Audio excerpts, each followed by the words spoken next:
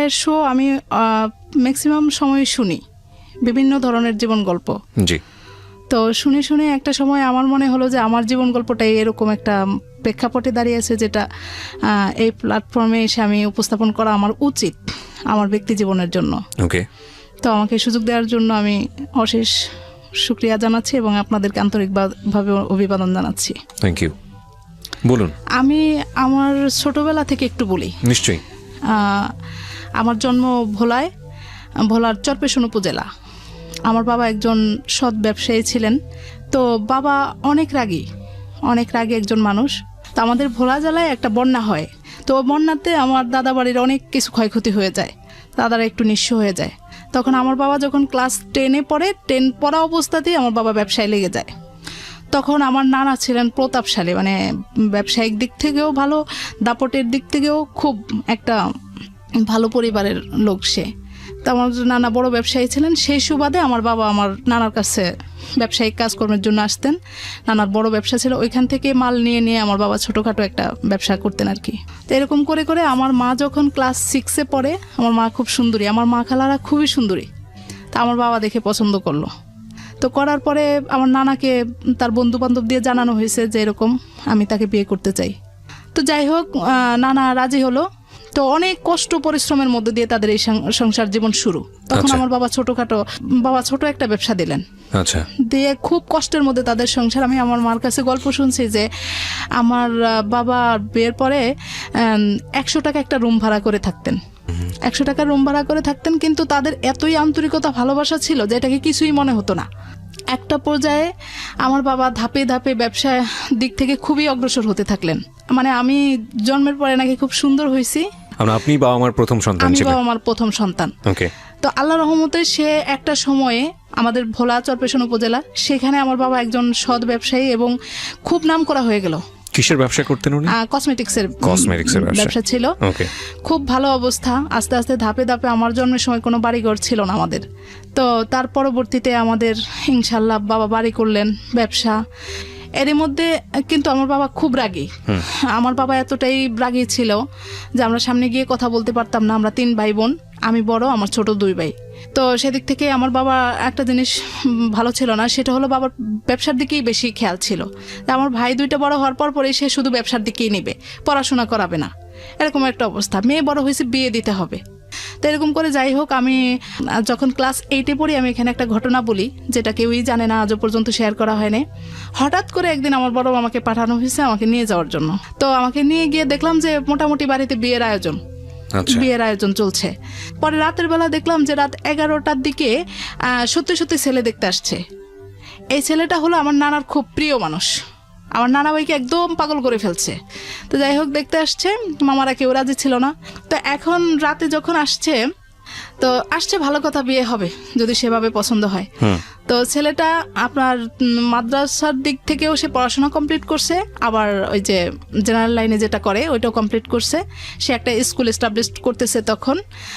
তো আসছে আমাদের বাসায়, পাঞ্জাবি পায়জামা পরে আসছে, আর রাতের বেলা সানগ্লাস চোখে দিয়ে আসছে। ওকে। তো এটা আসার কারণে আমার মামারা মাইন্ড করছে যে এটা কিরকম হলো, রাতের বেলা কেন সানগ্লাস দিয়ে আসলো। তো সর্বশেষ যাই হোক, ফাইনাল রাতের বেলায় তারা আমাকে এঙ্গেজমেন্ট করবে, আমাকে এঙ্গেজমেন্টের জন্য নিয়ে যাওয়া হলো। তো আমার আজও মনে আছে যে লোকটা আমার নানা ভাইকে বলছে যে নানা ভাই, আমার জীবনে একটা স্বপ্ন ছিল যে আমি আমার বিয়ের জন্য জীবনে একটা মেয়েকেই দেখব আর তাকেই আমি বিয়ে করব। কিন্তু আল্লাহর অশেষ রহমত যে আমি একজনকেই দেখলাম, একজনকেই বিয়ের আমার পছন্দ হয়ে গেল। ওকে। তো যদিও ও ছোট, তারপরে যদি পড়াশোনা যতটুকু করতে চায় আমি ওকে ততটুকু পড়াশোনা করাবো, এতটুকু আমি আপনাকে আশ্বস্ত করলাম, আর ওকে আমি ভালো রাখবো সবসময়। ওকে। তো যাই হোক, দেখে টেকে আমাকে একটা আংটি পরানো হলো। তো পরে যাই হোক, বাবাও সেভাবে রাজি ছিল না, এখন নানা ভাইয়ের উপরে কথা বলতে পারতেছে না। পরে মামারা দেখি যে একটু কিরকম বলতেছে, এই কি এরকম ছেলে এরকম সেই। পরে সকালে উঠে আমি রাজি না, আমি আমার বাবাকে একটা চিঠি লিখলাম, বললাম যে বাবা আমি পড়াশোনা করতে চাই। চিঠি লিখলেন মানেটা হচ্ছে বাবাকে সরাসরি বলতে পারবেন? না পারবো না, বাবা খুব রাগী, আমি সামনে গিয়ে চোখের দিকে তাকিয়ে কথাই বলতে পারবো না। ওকে। তো লিখলাম যে বাবা আমি পড়াশোনা করতে চাই, আব্বু আমি খারাপ কিছু করব না বা এমন কিছু হবে না যেটাতে আপনার কোনো মান সম্মান নষ্ট হয়, কিন্তু আপনি আমাকে এই বিয়েটা দিবেন না।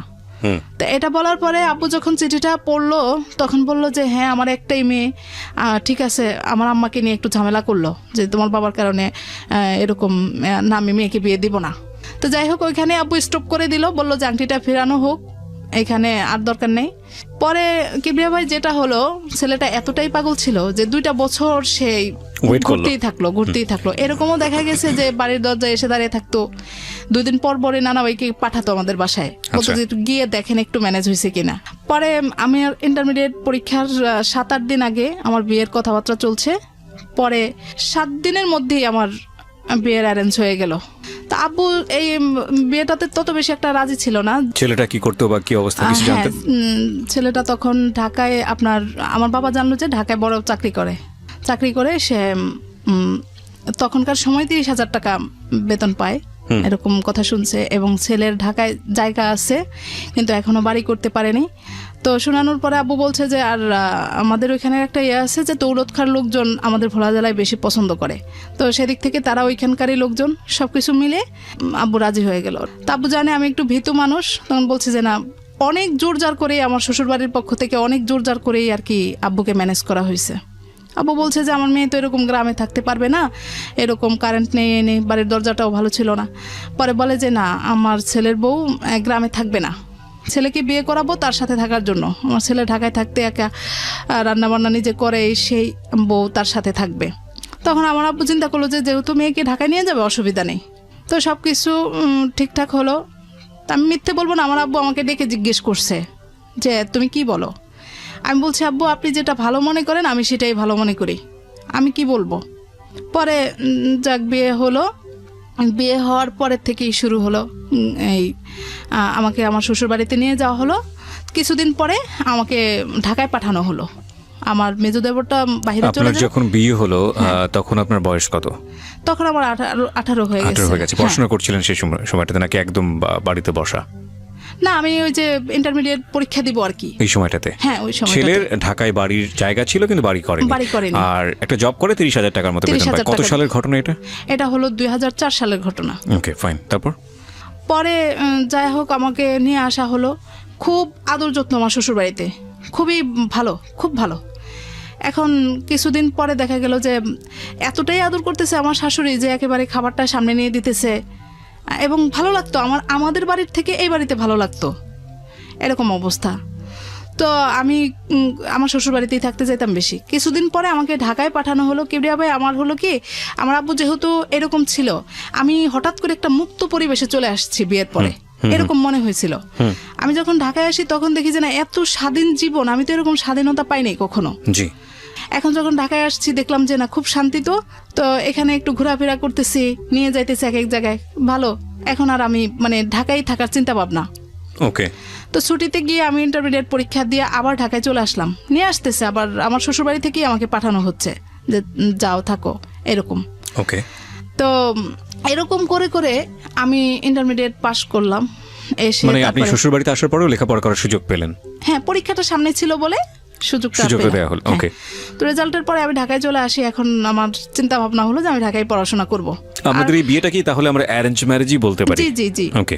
আমি বিয়ের আগে আমার হাজবেন্ডকে দেখিনি, আর সেও আমাকে দেখেনি। আচ্ছা। একদম সম্পূর্ণ গার্ডিয়ানরা যেভাবে বলা হয়েছে, সেও, আমি না শুধু, সেও ওইভাবেই আমাকে দেখেনি। ও তখন একটা ব্যাচেলর রুমে থাকতো। প্রথমবার এসে দেখলাম, 16-17 দিন ছিলাম। তারপরে আমি বাড়িতে গিয়ে বললাম যে এভাবে তো থাকা যায় না, তো একটা বাসা নেওয়ার জন্য। বাসা নিল। বাসাটা আপনার ওয়াশরুম বাহিরে ছিল, রান্নাঘরটা বাহিরে ছিল। তারপরও কেন জানি মনে হতো যে এটাই মনে হয় অনেক শান্তি, এরকম একটা অবস্থা। তো এখানে এসে ও খুব ইন্টারেস্ট ছিল তখন আমাকে পড়াশোনা করাবে। কলেজে ভর্তি করালো, সব কিছুই ঠিকঠাক চলছে। এরকম করতে করতে হঠাৎ করে 1 বছর শেষে আমি অসুস্থ হয়ে যাই। আমার পেটে টিউমার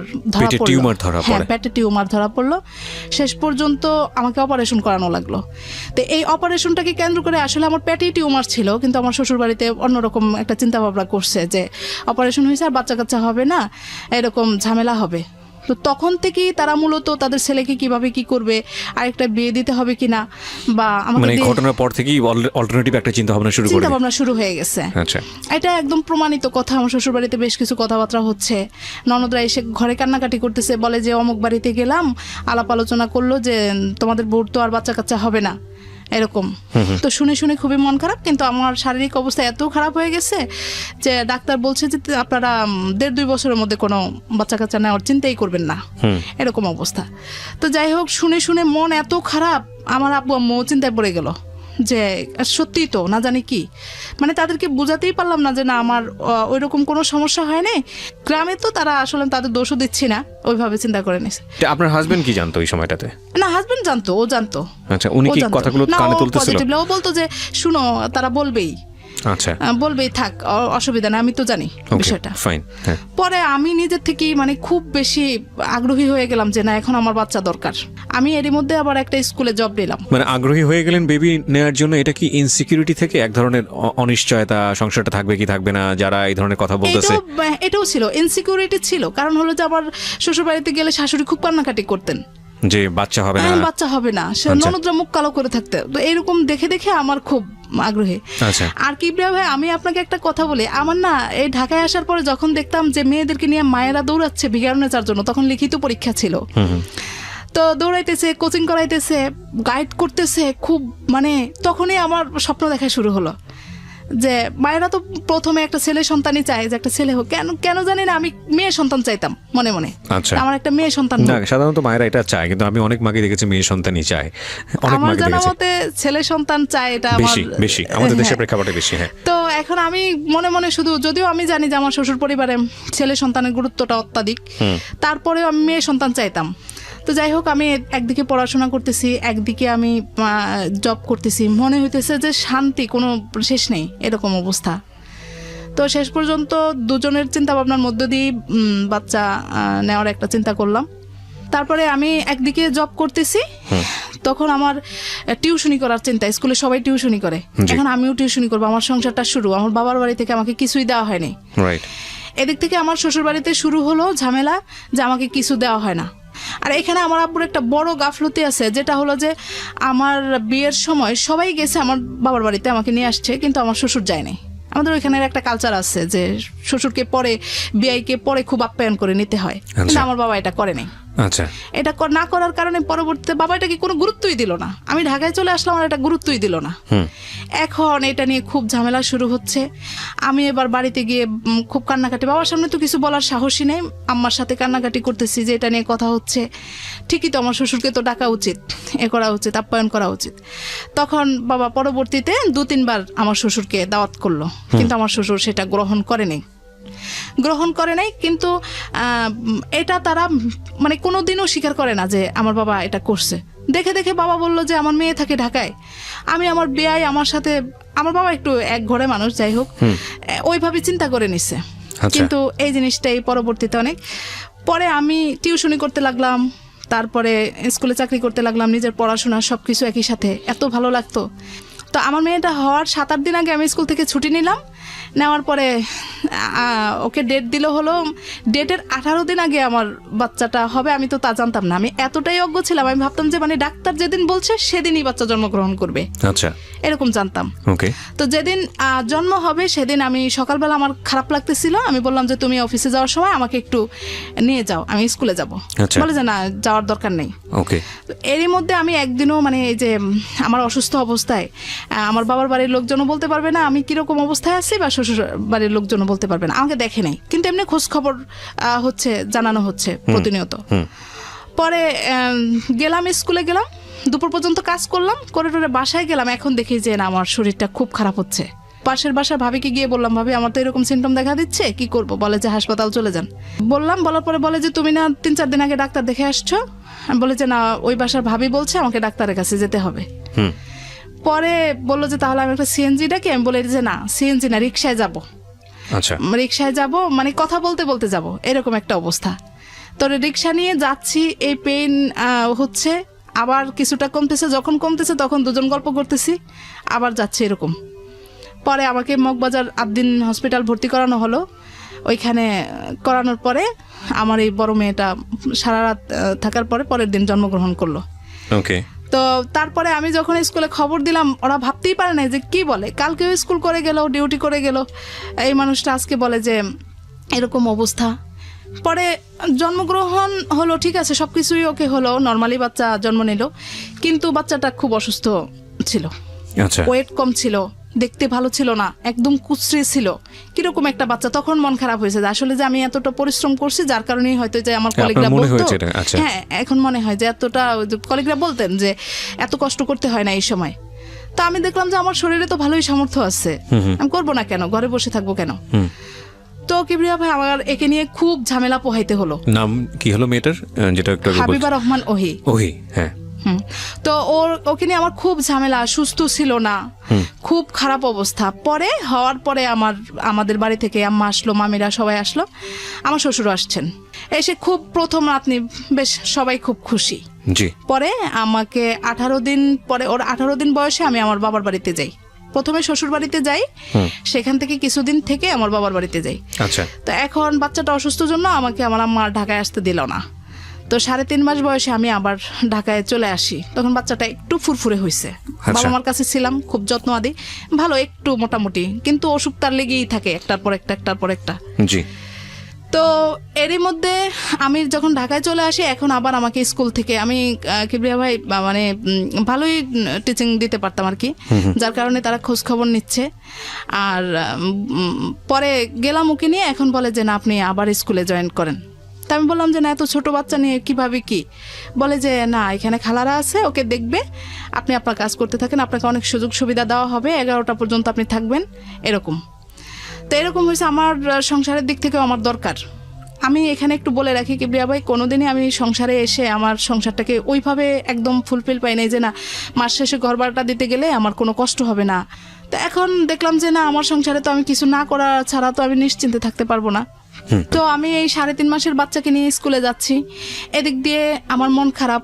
আমার দেবর ছিল আমার কাছে, আমার দেবর আমার বড় ভাইকে রেখে বলতেছে যে ইস ভাই, খুবই কষ্ট পেলাম, আমার ভাইয়ের যদি প্রথম বয়সে একটা ছেলে হতো, তাও আবার মেয়ে, আমার ভাইয়ের এমনি অবস্থা ভালো না, তারপর যদি একটা ছেলে হতো তাও আমরা একটু নিশ্চিত থাকতাম।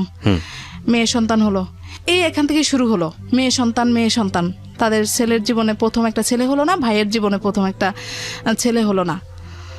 এটা কে বলতো? পরিবারের সদস্যরা? পরিবারের, আমার তো ওরা তো দূরে থাকতো, ওরা এই ধরনের কথা বললেই কি বা যায় আসে? আমার দেবর থাকতো আমার কাছে তখন। দেবর আপনার সঙ্গে থাকতো? ওকে। তো অনুভূতিটা তো প্রকাশ হতো, এটাই হলো কথা, ফোনে বা বিভিন্ন ভাবে এরকম। আমি বাড়ি যেতাম তখন, বাড়ি গেলেই দেখা যেত যে আমার শাশুড়ি কান্নাকাটি করতেছে যে এই আমার ছেলের জীবনে প্রথম একটা ছেলে হলো না, মেয়ে হলো, এরকম। আচ্ছা। তো পরে যাই হোক, এখন আমি এই বাচ্চাটাকে 3.5 মাসের নিয়ে আমি স্কুলে খালাদের কাছে দেই, খালারা 2টা বেঞ্চ একসাথ করে কাঁথা টাথা বিছাই দিয়ে ওকে শোয়াই দেয়, আমি এদিকে ক্লাস করি, করে টোরে পরে বাকি কিছু খাতাপত্র থাকে এগুলা নিয়ে আমি ওকে রিক্সায় করে নিয়ে তারপরে বাসায় চলে যাই। ও রাতে যখন ওকে ঘুম পাড়াই, ঘুম পাড়ানোর পরে আমি স্কুলের কাজগুলা করি, করে পরের দিন সকালে আবার ওকে নিয়ে আমি স্কুলে আসি। এরকম করে করে আমার চলতে থাকে। তো চলতে থাকার পরে এরই মধ্যে ওর অবস্থাটা ভালো না, এখানে ইনকাম হচ্ছে না। এই তো আমার ছোট খালা থাকে ঢাকায়, উনি আমাকে একটা অফার করলো যে তোমার খালু তো বাহিরে লোক পাঠায়, তো ওকে পাঠাবে কিনা, জাপানের কথা বলছিল তখন। আমি আসলে কিবরিয়া ভাই এখন যতটা বুঝি তখন বুঝতাম না, ভাবতাম যে যা বলে ওইটাই মনে হয় সঠিক। আর এদিকে আরেকটু বলি, আমাকে বিয়ের সময় বেশ গহনাগাটি দেওয়া হয়। ওই যে আমার মেজুদাবর সৌদিতে ছিল, আপনার গলার হার, হাতের চুড়ি টুড়ি, বালাটালা এগুলা দেওয়া হয়। তো দেওয়া হলে পরে আমি আমার চিন্তা করলাম যে আমার অবস্থা তো খুব খারাপ, ঢাকায় থাকতে হলে আমাকে লাগবে। আমার আব্বুকে জানালাম, আব্বু বলছে যে ঠিক আছে, টাকা পয়সা লাগলে আমি দিব, দেখো জাপান যাওয়ার কোনো ব্যবস্থা করতে পারে কিনা। তা বললো যে, আমি জিজ্ঞেস করলাম এখন আপনাদের কি লাগবে, বলে যে 1 লাখ টাকা লাগবে। তা আমি আমার আব্বুর কাছ থেকে ওই 1 লাখ টাকা এনে তাদেরকে দেই। আচ্ছা। দেওয়ার পরে আমি জানি যে আমার হাজবেন্ড এই লাইনেই আছে, সে তো বুঝবে অন্তত। তাকে জিজ্ঞেস করলাম, সেও বলে যে না ঠিক আছে, হবে হয়তো। দিয়ে রাখলাম। কিবরিয়া ভাই, এখানে আমি প্রথম যে আমার ঢাকার শহরের যে কিছু জিনিস বুঝে আমি এখান থেকে শুরু করি। পাসপোর্টটা নিয়ে ফেলানোই ছিল, কোনো প্রসেস করার জন্য দেওয়া হয়নি। আমি তো আশায় থাকতেছি। এখন আমার হাজবেন্ড বলতেছে যে ও তো আমি তো বাহিরে গেলে দেখা গেছে যে 5-6 বছর একটা না থাকা লাগবে, জি আমাদের আরেকটা সন্তান নেওয়া উচিত, পরপর হয়ে গেলে আমাদের পরবর্তীতে আর ঝামেলা হবে না। এটা কে বলছে? আমার হাজবেন্ড বলতেছে। আমার হাজবেন্ড বলছে, ওকে। তা আমিও চিন্তা করে দেখলাম যে না ঠিকই তো, ও যখন থাকবে না তখন আমি কি করব। আমার এই ফাঁকে আমি বাচ্চা যদি আরেকটা সন্তান আল্লাহ পাক দেয় তাহলে আমি দুজনকে একসাথে বড় করে ফেলি। ওকে। তো দুজনের চিন্তাধারার মধ্য দিয়ে আমি আবার বাচ্চা নেওয়ার চিন্তা করলাম। আমার বড় মেয়ের যখন 1 বছর বয়স তখন আমি আবার কনসেপ্ট করি। তো ভালো কাটতেছে। আমি তো জানি যে ওদিক থেকে খোঁজখবর নিচ্ছি প্রতিনিয়ত, বলে যে হ্যাঁ অমুক প্রসেস হচ্ছে, তোমরা টাকা পয়সা গুছাও, এই করো সেই করো। তো আমাকে যে জিনিস গহনাগুলো দেওয়া হলো, এখানে বড় 2টা গহনা ছিল, একটা গলার হার আর হাতের 2টা বালা। আচ্ছা। কোনো না কোনোভাবে প্রসেস করে আমার ননদরা ওই চুড়ি 2টা নিয়ে গেল। জি। নিয়ে গেল, আমার কাছে বালাটা থাকলো আর টুকটাক জিনিসপত্রগুলো থাকলো। ওকে।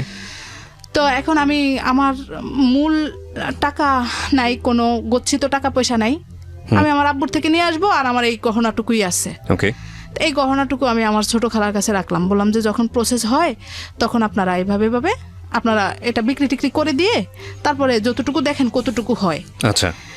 এই করে, কিন্তু আমি তো জানতামই না যে আমার পাসপোর্ট ড্রয়ারেই পড়ে আছে, তারা কোনো প্রসেস করছে না।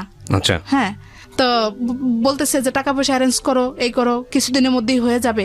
আমি খুব উৎসাহী, এদিক দিয়ে আমি তো অসুস্থ, আমার বাচ্চাটা বড় হচ্ছে আস্তে আস্তে। এখন এই বাচ্চাটা ও ছোট, খুব ঝামেলা হচ্ছে। তখন আমি আমার হাজবেন্ডকে বললাম যে তুমি যে এখানে যে কাজগুলো করতেছো এগুলো ক্লোজ করো, কারণ তুমি যখন চলে যাবে তোমার এই পেশাটা তো ভালো না। দেখা গেল যে তুমি চলে যাবে, লোকজন এসে আমাকে একটা পাকড়াও করবে, বলবে যে আপনার হাজবেন্ডের কাছে এত টাকা পয়সা পেতাম, এটা সেটা। আচ্ছা। একটা পর্যায়ে আমার কথা শুনে শুনে আমার হাজবেন্ড একদম মানে বেকার হয়ে যায়। আচ্ছা, তখনও যাওয়া হয়নি বা এরকম কোনো চিন্তা? না। ওকে। শেষ পর্যন্ত আমার গহনাগুলা তারা বিক্রি করলো, করার পরে টাকা পয়সা এদিকে শেষ পর্যন্ত 4-5 মাস কি প্রায় বছরখানেক আমার ছোট বাচ্চাটা জন্ম হয়ে গেল। জন্মগ্রহণেরও কয়েকদিন পরে আমি শুনলাম যে না আর হবে না। বলতে হবে না, বিদেশ যাওয়া হবে না, এটা প্রসেসিং হয় নাই। আচ্ছা। তো এখানে আমি আমার শ্বশুর বাড়িতে আরেকটা লাঞ্ছিত হয়ে গেলাম যে তোমার আত্মীয় স্বজনের কারণে আজকে এরকম দুরবস্থা, তারা পারবে বলে নিয়ে এরকম সেরকম কিছুই করলো না। ওকে। এখন আমার হাজবেন্ড খুব সহজ সরল মানুষ, আমি এটা অস্বীকার করব না। তখন একদম মানে কাজটা ছেড়ে দিয়ে এরকম অবস্থা আমার যে আমি আমার ঘরে মানে চাল ডাল নুন তেলটা থাকতে কষ্ট হতো, কারণ ও কিছু করতেছে না। এরকম অবস্থা। আমার ছোট মেয়েটা আস্তে আস্তে একটু বড় হতে এত সুন্দর হয়েছে ও।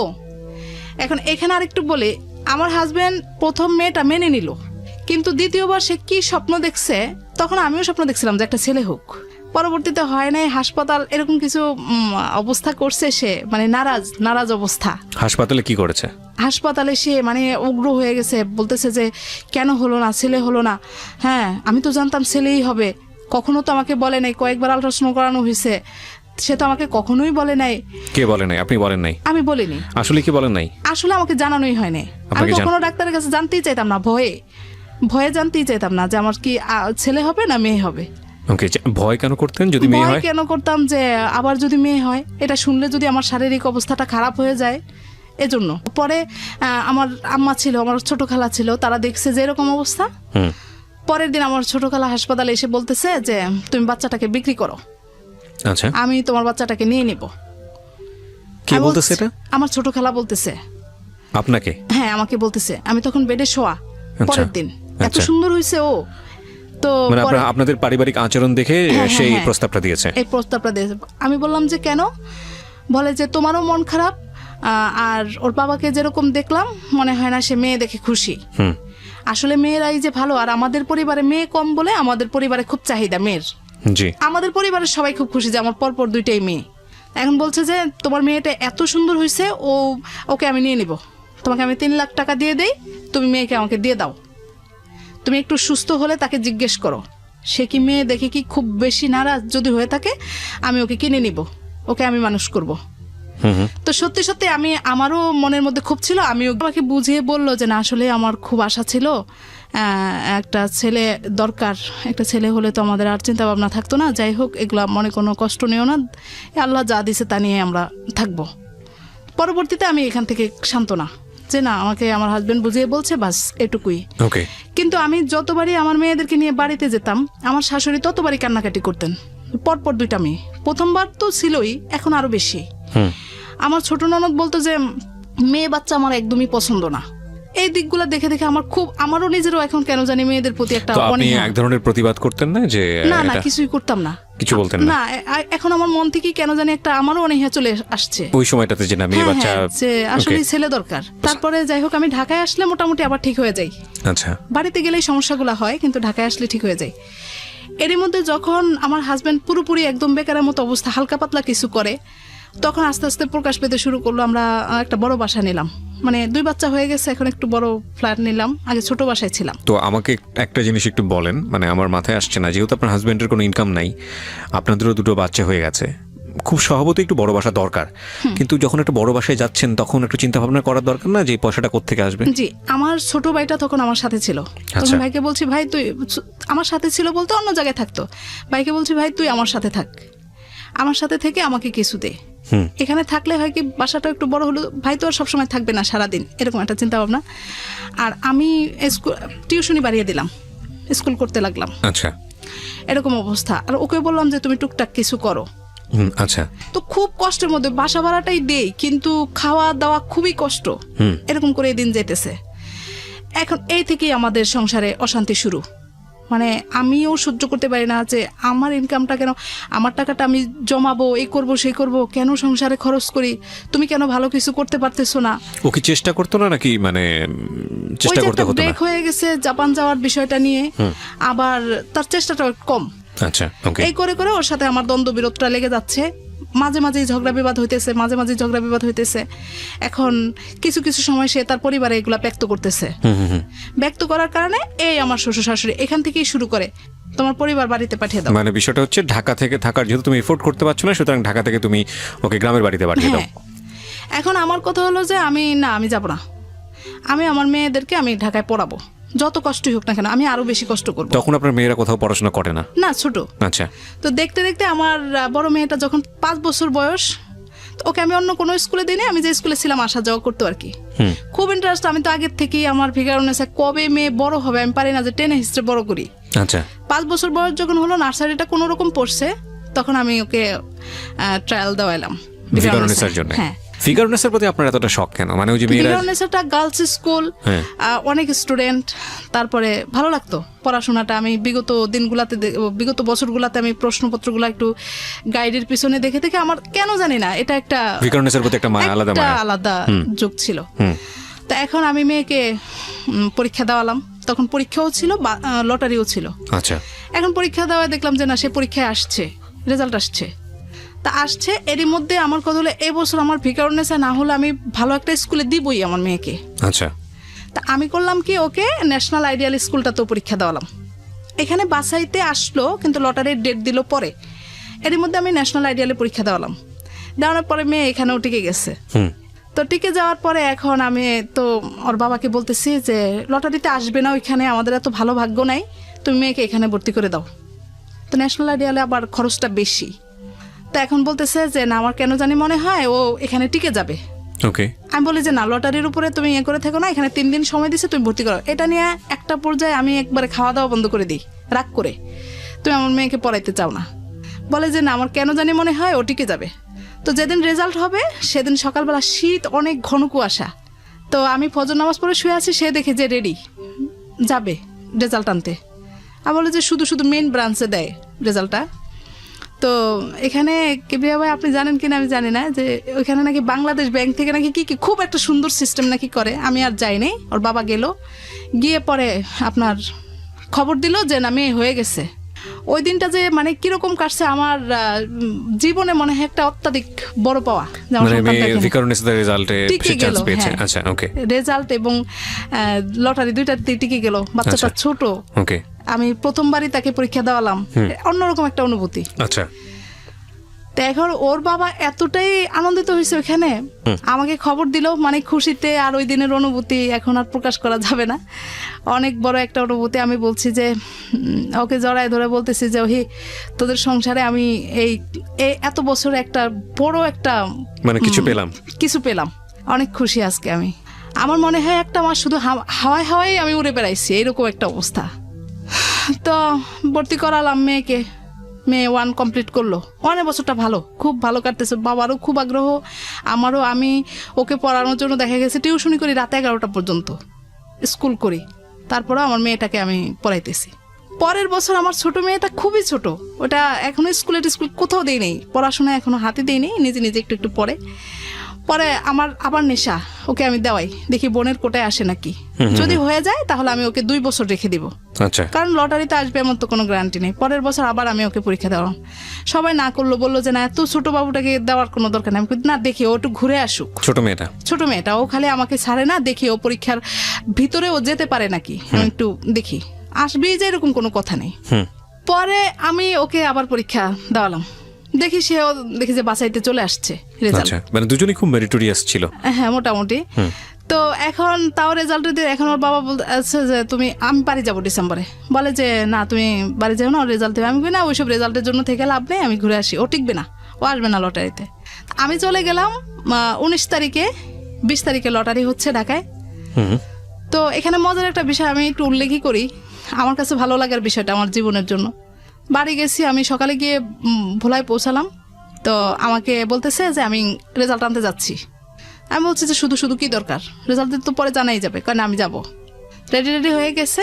8টার সময় আমার পরিচিত ভাবিরা ফোন দিছে যে এরকম এরকম এখনই শুরু হতে যাচ্ছে অনুষ্ঠানটা, লটারি শুরু হতে যাচ্ছে, আগে বোনের কোটাটা টান দিবে তারপরে। আচ্ছা, তো আমি কথা বলতে নিয়েছি, পরে বলে যে একটু রাখেন, এই মাত্রই শুরু হইতেছে। কিবরিয়া ভাই 2 মিনিটের মধ্যে সে আমাকে ফোন দিয়ে জানায় ওই ভাবি যে আপনার মেয়েটা তো টিকে গেল। অবাক, মানে বসুন্ধরা ব্রাঞ্চে আপনার সর্বপ্রথম বোনের কোটায় আমার মেয়েটা। কি কোটা ছিল? বোন কোটা। হ্যাঁ। আচ্ছা, ইন্টারেস্টিং। বোনের আবার কোটা হয়? হ্যাঁ, বোনের কোটা হয়, মুক্তিযোদ্ধার কোটা হয়। আচ্ছা, বোনের কোটা ও এসে গেল একদম সর্বপ্রথম লটারিটা। ওর বাবা যখন দাঁড়াইছে, ওখানে সাংবাদিকরা ছিল, সবাই গিয়ে মানে আশেপাশে দাঁড়িয়ে আছে, বলে যে মানে ওইখানে একটা প্রথম লটারিটা, হাততালি, অন্যরকম একটা অনুভূতি। আচ্ছা, সবাই ফোন দিয়ে বলতেছে যে আমি তো অবাক, কি করে হয়, এটা প্রথমেই হলো, আর আমি তো এটা কল্পনাই করিনি। লাখ ভালো ছিল ইনফ্যাক্ট। হ্যাঁ, এরকম করে পরে আমি যাই হোক ওকে ঢাকায় নিয়ে আসলাম, এসে ভর্তি করালাম। খুবই ছোট, কিন্তু এমনি ওর আবার একটু ম্যারিট ভালো, চেষ্টা করলে খুব ভালো পারে। ভর্তি করালাম এখন 2 জন। প্রথম বছর মেয়েটাকে ওই আমার পরিচিত এক ভাইয়ের মাইক্রো যায় বাড্ডা থেকে, মাইক্রোতে দিয়ে দিলাম, মানে ছোট মানুষ। পরের বছর এখন আমার 2 জনকে তো আমি মাইক্রোতে দিতে পারবো না, ভ্যানে দিয়ে দিলাম। আচ্ছা, এই ক্লাস 2 থেকেই শুরু হলো আমার আরেকটা অধ্যায়। আমার শ্বশুর শাশুড়ি বলতেছে মেয়ে মানুষ কেন ঢাকায় পড়াতে হবে, ভিকারুন্নেসা পড়ানোর মানেই হলো যে প্রচুর টাকা খরচ। কিন্তু আমি তো জানি যে কতটুকু খরচ। আমার প্রশ্নটা হলো তুমি জানো, কারণ আমার শ্বশুর শাশুড়ি বাবা মা তারা গ্রামে থেকে না জানারই কথা, ভাবে যে বড় একটা স্কুল, না জানি কত টাকা খরচ। কিন্তু আমি জানি যে আমার বাচ্চাদের পিছনে কত টাকা আমার খরচ হয়। এটা করে করে তখন একটা তাদের কথাকে পাত্তা দিত না। এখন ক্লাস 2 বছর শেষ হলো পরে আমি বেড়াতে গেলাম, এখন আর আমাকে আনবে না, বলে যে তুমি এখানেই থাকো, এখানে অনেক খরচপাতি, আমি চালাইতে পারবো না, এই সেই। এখন আমার এরকম একটা অবস্থা না, আমার মেয়েরা পড়তেছে, আমি কেন ওদেরকে পড়াটা বন্ধ করব? আচ্ছা, আমি আবার অনেকদিন রাগারাগি করে টোরে শেষ পর্যন্ত একটা খারাপ সম্পর্কের মধ্যে দিয়ে আমি আবার ঢাকায় চলে আসি, মানে সমঝোতার মধ্যে না। আচ্ছা, আনবে না, আমি চলে আসবো, এরকম আসলাম। এসে আমি তো স্কুল করতেছি, বাচ্চারা যাচ্ছে। ক্লাস 2 ও 1 পার করলো, 3-তে উঠলো। এবার বাড়ি গেছি, পরে এমন একটা অবস্থা, এখন বাবা মা সম্পূর্ণটাই জেনে গেছে। জেনে যাওয়ার পর বাবা মা আমাকে আর দিবে না। কোন বাবা মা এটা? আমার বাবা মা। হ্যাঁ, দিবে না বলতে আর ঢাকায় আসতে দিবে না। আচ্ছা, ও পড়াইতে চায় না, বাড়িতে থাকো, এখানে সরকারি স্কুলে ভর্তি করে দাও, তুমি একা পারবা না ঢাকা, এরকম যুদ্ধ ঝামেলা করে হয় না, ও কিছু করবে না। তখন পর্যন্ত আপনার হাজবেন্ড বেকার বলতে হালকা পাতলা করে আর কি করে সে সময়, ওই যে পাসপোর্টের টিকিট, ম্যান পাওয়ারের এই লাইনে। কিন্তু একটা যে আছে যে পেশা হিসেবে নেওয়া, ওরকম কিছু করে না।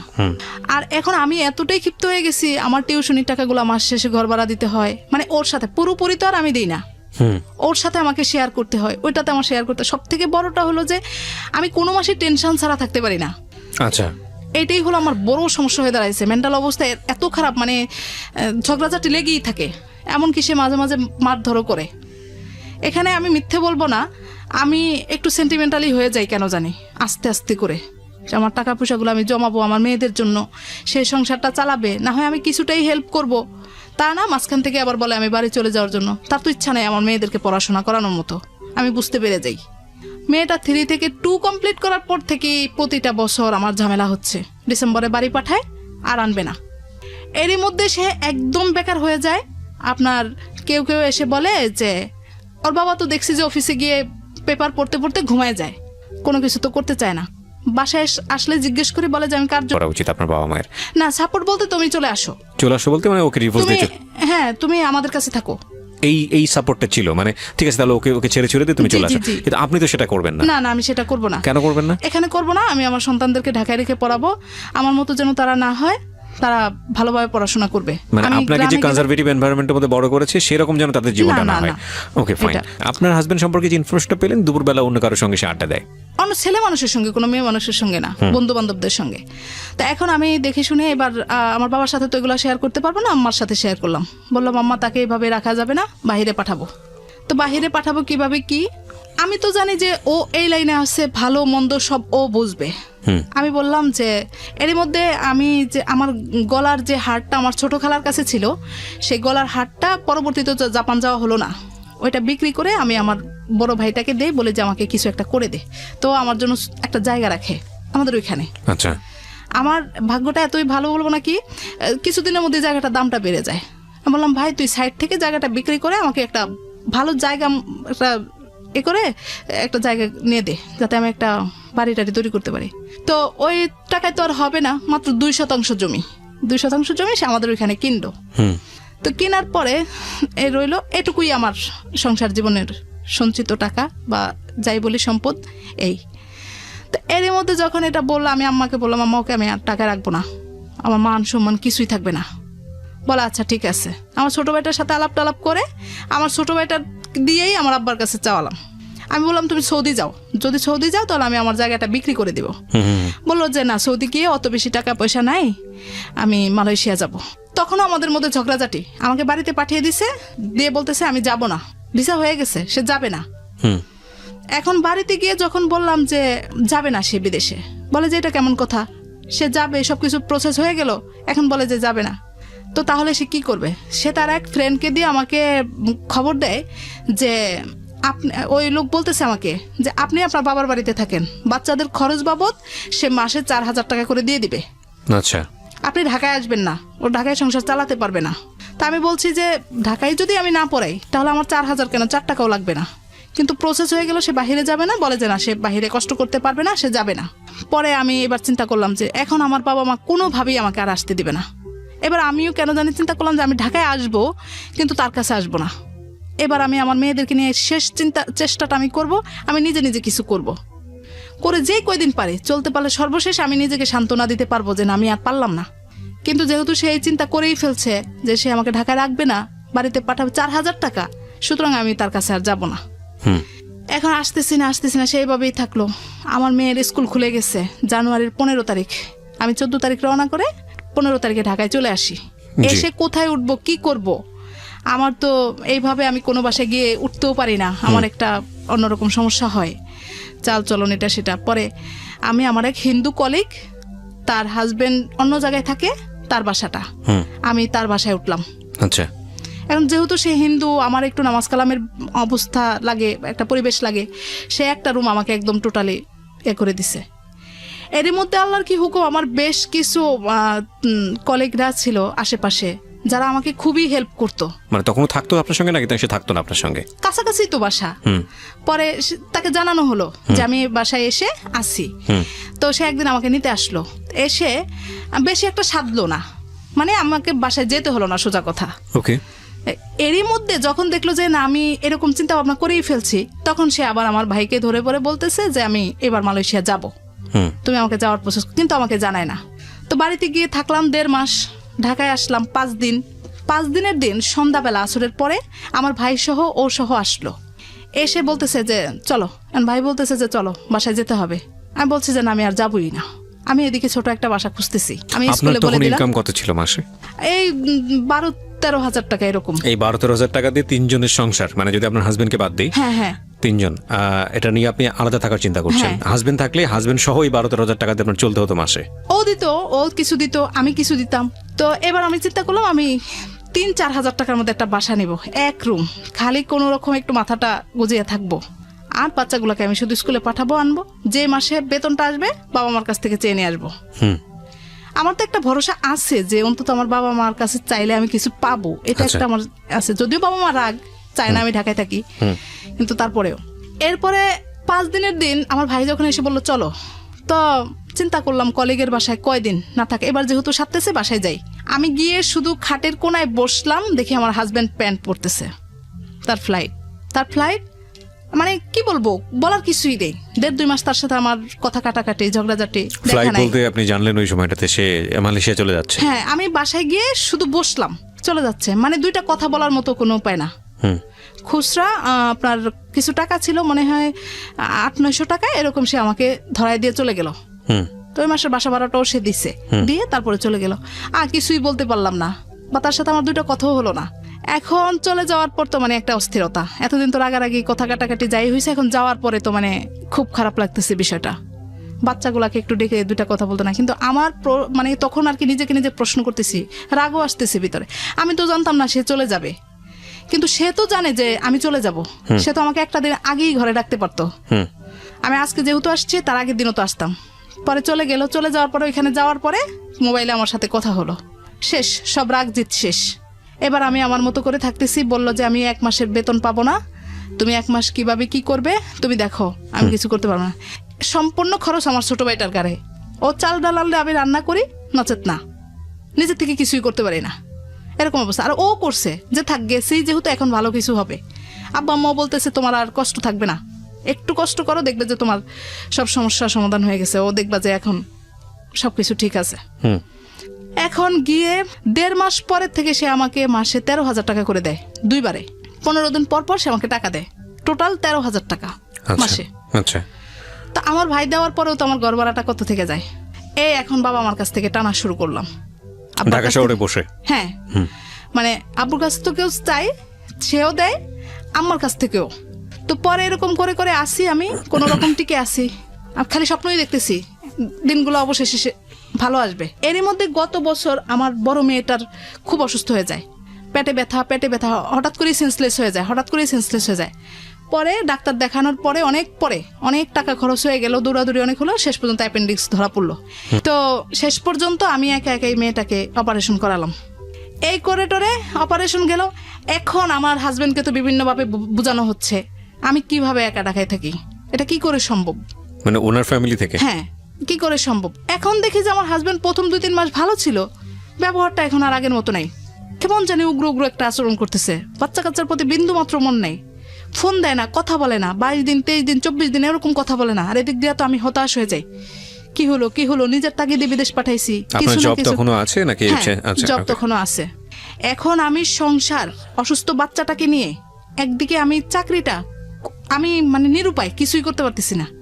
পরে গত বছর মে মাসে ওর অপারেশনটা হলো, আমি জুন মাসে চাকরিটা ছেড়ে দিই, দিয়ে এখন ডাক্তার বলতেছে যে ওকে 6 মাস বেড রেস্ট, কোনো নড়াচড়া করা যাবে না। এদিক দিয়ে আমি আরেকটু বলি, ও যাওয়ার পরে আমি তো এলাকায় দীর্ঘদিন, তো সবাই মোটামুটি সম্মানের দৃষ্টিতেই দেখে, যেহেতু আমি একজন টিচার মানুষ আর আমি ওইভাবেই থাকি। ও যাওয়ার পরে দেখি যে ওর বন্ধুরা বেশ কিছু লোকজন আমাকে ফোন দেওয়া শুরু করে, ইস্যুটা কি ব্যাপার, আপনার হাজবেন্ড কোথায়, তার কাছে তো টাকা পাবো, হ্যাঁ কাজ ছিল, না বলে কোথায় গেল, এরকম ধরনের কথাবার্তা বলে। সবকিছু হিসাব নিকাশ করে তখন আমি দেখলাম যে না, আমাকে এলাকায় থাকা যাবে না, কারণ হলো আমার বাচ্চাটা অসুস্থ, আমাকে তো এখানে বাসা ভাড়া দিতেই হচ্ছে। আমি বললাম যে না, আমি এবার দেখি বসুন্ধরা ছোট একটা বাসা পাই কিনা। আল্লাহর কি হুকুম, একদম স্কুলের কাছাকাছি আমি 1 রুমের একটা বাসা পেয়ে যাই। পেয়ে 2 বাচ্চাকে নিয়ে আমি উঠলাম। এদিক দিয়ে সে আমার সাথে মোটামুটি যোগাযোগ বন্ধ রাখে, মন চাইলে কথা বলে, মন চাইলে টাকা দেয়, এরকম অবস্থা করে। মেয়েদের সাথে কেমন আচরণ করতো? না, খুব বেশি ভালো না, ফোন দিলে কথা বলতো না, বেশি একটা যোগাযোগ রাখতো না। আমি মাঝে মাঝেই বলতাম যে তুমি অন্তত ফোন দিয়ে তো জিজ্ঞেস করবা মেয়েরা কেমন আছে, বা ওরা যেহেতু তুমি কাছে নেই, কিন্তু তুমি যে বাবা, তুমি তো ফোন দিয়ে জিজ্ঞেস করবা যে তোমরা কেমন পড়াশোনা করতেছো, তাহলেই না ওরা আমাকে ভয় পাবে বা বুঝবে যে না বাবা আমাদের জন্যই কষ্ট করে, শিখাই দিতাম। কিন্তু না, কোনো রকমের কিছু না। একটা পর্যায়ে সে বলল কি, আমি আর এখানে থাকতে পারতেছি না, বৈধ অবৈধ সব ধরনের লোককে পুলিশ খোঁজাখুঁজি শুরু করে দেয় মালয়েশিয়াতে? হ্যাঁ, খুব খারাপ অবস্থা। আমি বলছি তুমি টিকতে না পারলে চলে আসো, জীবন আগে তারপরে সব কিছু। হ্যাঁ, দেশে গিয়ে কি করব, আমি কি করে খাবো, না আসবো না। যখন আমি বলি যে ঠিক আছে তুমি দেখো আর একটু কষ্ট করো, দেখো পরিস্থিতিটা সামাল হবেই, তখন সে বলে কেন থাকতে বলো, কেন তুমি থাকতে বলো, মানে দুই দিকেই আমার সমস্যা। বুঝতে পেরেছে। হ্যাঁ, এদিক দিয়ে পুরা তোলপাড়, আমি কেন ঢাকায় একা থাকি, কি কারণ, কি কাজ, মেয়েদেরকে ভিকারুন্নেসায় পড়াইতে হবে, মেয়েদেরকে ঢাকায় রেখে পড়াইতে হবে, এইরকমই কি একটা, এটা হলো আমার জন্য একটা উসিলা, এরকম তাকে বোঝানো হচ্ছে যে আমি উসিলা করে ঢাকায় থাকতেছি। তো যাই হোক, আমি বসুন্ধরা বাসা নিলাম, 13,000 টাকা পরে আমার বাসা। আমি হিসাব করে দেখলাম আমার 1 টাকা রিক্সা ভাড়া, কোনো খাতে আমার কোনো খরচ হয় না, শুধু বাজারটা করা আর এই বাসা ভাড়াটা দেওয়া। যখন সে আমার সাথে বিক্রয়টা করা শুরু করলো, এখন আমি দেখি চোখে মুখে অন্ধকার। বিক্রয় বলতে? টাকা পয়সাটা দেওয়া বন্ধ করে দিছে, বন্ধ এখন সে করে দিল। চলে আসবে। আমি বাসাটাও নিলাম ওইখানে, আব্বা আম্মা আবার হয়তো চলে গেল। এখন দেখি পৃথিবীটা আমার কাছে আর কিছুই নেই, বাবা মা নাই, মানে কিছুই নেই, আমি বলতেও পারতেছি না কাউকে, এরকম একটা দুঃসহ অবস্থা। শেষ পর্যন্ত আমি ওকে জানালাম যে আমি বাসা ছেড়ে দিচ্ছি, আর আমি চলতে পারি না, কিন্তু বাসাটা আমি ছাড়ি নেই, শুধু ওর মতামত জানার জন্য আমি এটা করছি। যখন আমার শাশুড়িকে জানানো হলো, বলে যে তুমি এবার বাড়িতে চলে আসো।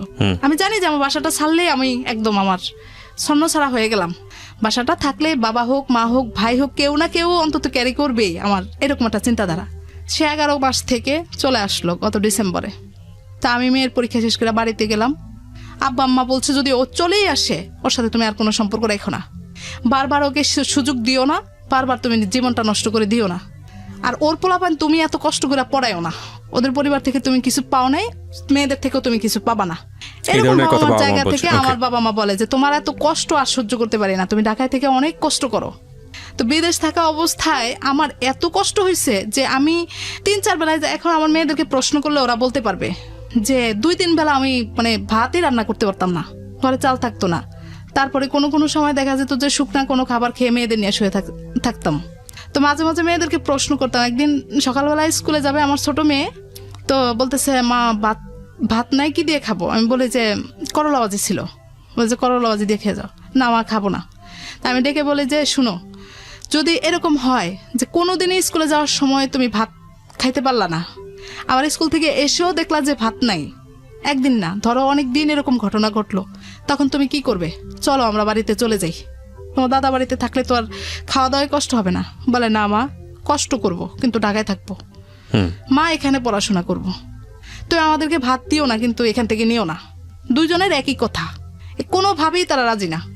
পরে যাকে এভাবে করে, মানে ওদের উৎসাহটাতেই আমি আরো বেশি উৎসাহিত হচ্ছি। ওরা ছোট মানুষ, ওরা যদি থাকে আমি কেন পারবো না? এরকম করে করে থাকতেছি, খুব কষ্ট। কিন্তু এই কষ্টগুলো আমি আমার হাজবেন্ডের কাছে প্রকাশই করতে পারলাম না। সে মেনেই নিল না, বলে যে হ্যাঁ আমি টাকা দিছি, 11 মাসে সে আমাকে 1,30,000 টাকা দিছে, সেখানে আমার বাসা ভাড়াটাই ছিল 13,000 টাকা। তারপরে বাচ্চাদের খরচ, আমার 1 বছরে প্রায় অনেক টাকা খরচ হয়, সেই টাকাগুলা বিগত দিনে আমি বেশ ঋণী ছিলাম, অনেক টাকা ঋণ ছিলাম, খুবই কষ্ট, কিন্তু কাউকে বুঝতে দিতাম না। তো এখানে বেশ কিছু মানুষের অবদান আছে। আমার একজন কলিগ আছে বসুন্ধরায়, তার হাজবেন্ড ওসি এখন বর্তমানে, এতটাই হেল্প করতো, মানে দেখা যেত যে দিনের প্রতিদিনই আমার বাসায় তরকারি পাঠিয়ে দিত মেয়েদেরকে, মানে যে সময় যেটা সুযোগ সুবিধা এটা সেটা। আর কিবরিয়া ভাই, আমি আপনাকে একটা কথা বলি, যে সবাই তো শুনতেছে এই জন্য বলতেছি, যে আমার বড় মেয়ে যখন স্কুলে ভর্তি হয়, তখন ভর্তির সময় আপনার প্যাকেজে ড্রেস দেয়, আপনার টোটাল ড্রেসটা প্যাকেজে কিনতে হয়, ওয়ানে যারা ভর্তি হয়। তো ওকে আমি 2 ড্রেস থাকে ওইখানে, 2টা করেই থাকে সবকিছু, তো কিনে দিলাম। আমার মেয়ে কিন্তু জুতাটা তো এখন পরতে পারে না, জুতা আরো অনেক আগে, পা বড় হয়ে গেছে, মোজাটা কিন্তু আজও পরে, সেই 1-এর ক্লাস 1-এর মোজা এখনো পরে। বড় মেয়েকে 1-এ ভর্তি করালাম, ড্রেস দিলাম, এ পর্যন্তই শেষ। আপনার ফিতার আবার যাই বলেন, ওই ড্রেসের সাথে ছিল, ওই পর্যন্তই শেষ। ছোট মেয়েটাকে 1-এ ভর্তি করালাম, ওইখানেই শেষ। নতুন করে আর কোনো ড্রেস দিলাম না, কোনো কিছুই দিতে পারলাম না আজও পর্যন্ত।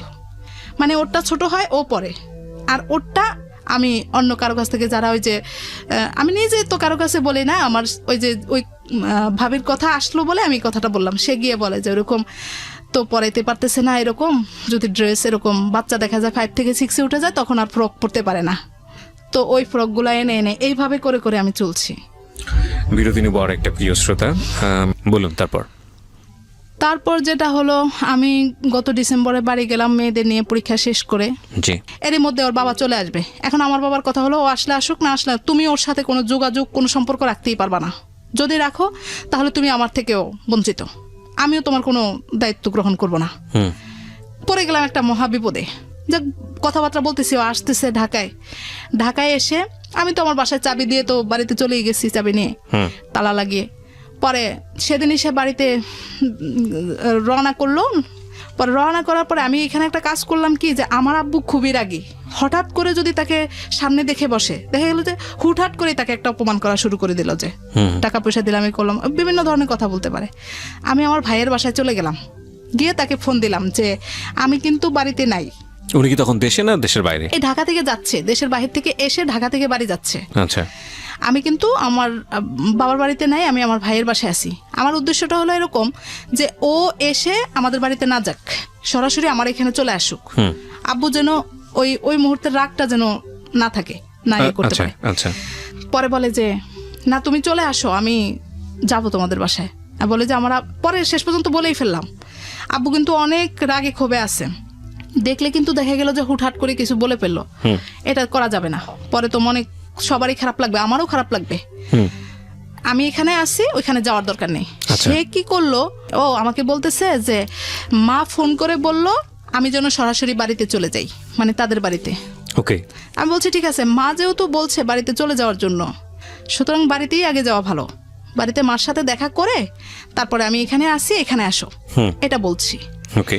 তো তখন কিন্তু আমার একটু খারাপও লাগছে যে মা কিন্তু বলতে পারতো যে তুমি তোমার ওদেরকে নিয়ে একসাথে, যেহেতু আমাদের বাড়ির ওদিক দিয়ে আগে আসবে, ওদেরকে নিয়ে তুমি আমাদের এদিকে চলে আসো। এরকম আমার একটা মনের মধ্যে তখন খারাপ লাগছিল আর কি। জি। তো তারপর আমি ওইটাই বলছি, তাকে এটাই বলছি যে তুমি মার সাথে দেখা করো, করে আসো। সে কি করলো, মাকে বললো যে হ্যাঁ মা ঠিক আছে, আমি বাড়িতে চলে আসতেছি, এটা বললো মাকে। আর আমি আবার রাতে আমার ভাইয়ের বাসা থেকে চলেই গেলাম। আমি বলছি যে মার সাথে যেহেতু আগে যাবে, সুতরাং আমি বাড়িতে চলেই যাই। গেলাম, সে কি করলো, সকালবেলা ঠিকই আমাদের বাড়িতে আগে চলে আসলো। এখন আমার আব্বু কিন্তু আগে থেকেই বলে রাখছে, তুমি কিন্তু ওর সাথে দেখাও করবা না, কথাও বলবা না। আপনাকে বলে রাখছে? হ্যাঁ, আমাকে বলে রাখছে যে যা কিছু করার, যা কিছু বলার আমি বলবো, আমি বলার আগে তুমি ওর সাথে দেখাই করবা না। মানে আব্বু কি ভাবছে আমি জানি না, হয়তো ভাবছে যে দেখা হলে হয়তো আমি দুর্বল হয়ে যাই, বারবারই দুর্বল হয়ে যাই, দেখা না করাই ভালো। এখন আমি আমার আব্বুর কথা রাখতে গিয়ে আমি বাসায় ছিলাম, কিন্তু আমি লুকাই গেছি যে দেখা করব না। পরে যাই হোক, সে আমার আম্মাকে সালাম দিল, কিন্তু আমার আব্বুকে তখনই যদি গিয়ে সে আমার, মানে তখন তারা যেটা পরে প্রকাশ করলো আর কি, যে তোমার বাবার সাথে তো সেই কথা বললো না। আমি সরে যাওয়ার পরে সে হয়তো কষ্ট পাইছে, এটা প্রকাশ করছে পরে, যে তুমি আমার সাথে এতদিন পরে আমি আসলাম, তুমি দেখা করলে না। কিন্তু তাকে আমি বুঝাতেই পারলাম না যে আসলে এটা পরিস্থিতি সামালের জন্য আমাকে করতে হয়েছে ওই মুহূর্তটাতে। আপনার বাবা বলেছেন তাই? হ্যাঁ, বাবার জন্য।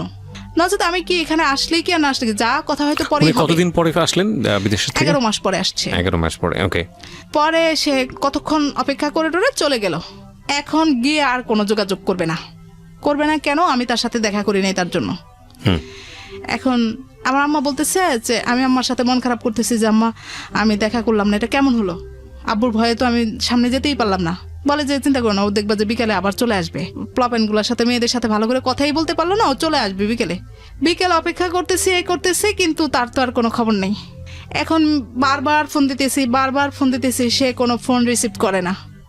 মানে ওইখানে যাওয়ার পর যখন ব্যক্ত করছে, এটা আমি পরবর্তীতে শুনছি আর কি, যখন ব্যক্ত করছে তখন আমার শাশুড়ি বলছে যে, শ্বশুর শাশুড়ি বলছে যে তুমি তাদের সাথে আর কোনো যোগাযোগই রাখবা না, যেহেতু তোমার সাথে দেখা করে নাই। ওকে। পরে এরকম কয়েকদিন পরে মেয়েরা খুবই বাবাকে রিকোয়েস্ট করতেছে, বাবা তুমি আসছো, একটু দেখতে পারলাম না এখনো ভালো করে, তুমি একটু কোলে নিলা না আমাদেরকে, একটু আসো। এবারও বাবা আমাকে প্রতিদিন, আমার আব্বু আমাকে প্রতিদিনই নিষেধ করে, আমি ওর সাথে কথা বলার আগে তুমি কিন্তু ওকে দেখাই দিবা না। বাবা তখনও কথা বলেনি আপনার? না। আচ্ছা। বাবা তো তাকে সে তো চলেই আসলো, বাবার সাথে কথা বললো না, তারপরে তো আর দেখাই করলো না।